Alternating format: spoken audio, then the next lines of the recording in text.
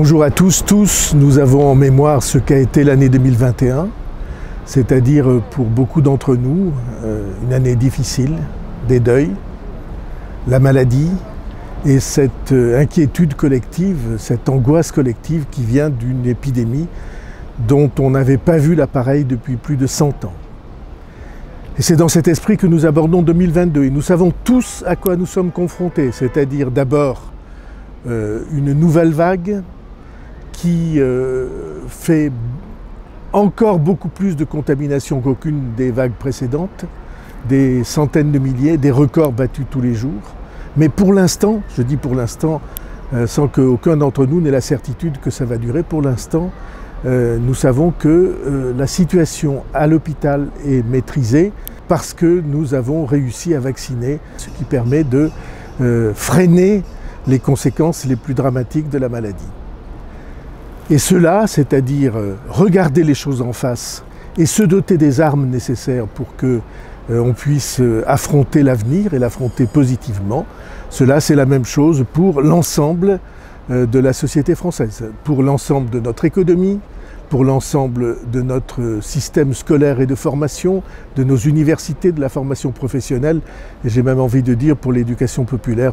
Tout cela, nous le vivons avec, en tout cas je souhaiterais que nous le vivions avec une certitude, c'est que la France est un des pays les mieux armés au monde pour affronter les temps qui viennent. Ce basculement des temps qui est provoqué par l'épidémie évidemment, mais qui est provoqué aussi par l'explosion du numérique, des datas, du génie génétique, toutes ces sciences nouvelles qui sont en train de changer la vie de chacun d'entre nous. La France est mieux armée que les autres.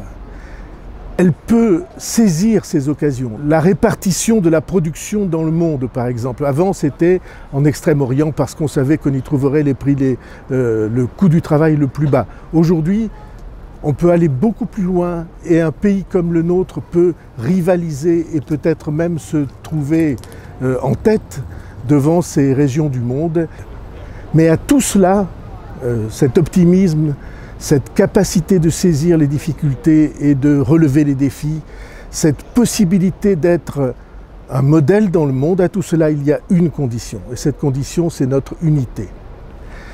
Si nous savons nous rassembler, et si nous savons éviter les risques ou les dangers que représentent ces guerres civiles perpétuelles, la détestation d'une partie de la France contre l'autre au nom de toutes les prétextes, de tous les prétextes de situation, de tous les prétextes d'origine, de tous les prétextes de religion, si nous sommes capables de former un pays uni, alors j'en ai la certitude, rien ne nous résistera. Je disais cela il y a 10 ans, et je le dis encore aujourd'hui, un pays uni, rien ne lui résiste.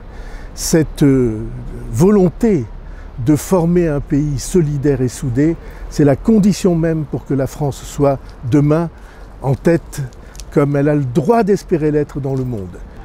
Voilà les vœux que je forme, naturellement c'est des vœux collectifs, mais chacun d'entre vous, avec tous les espoirs de vie qui sont les vôtres, pour vous-même, pour vos enfants, pour la génération qui précède, je souhaite la meilleure année possible. Bonne année 2022.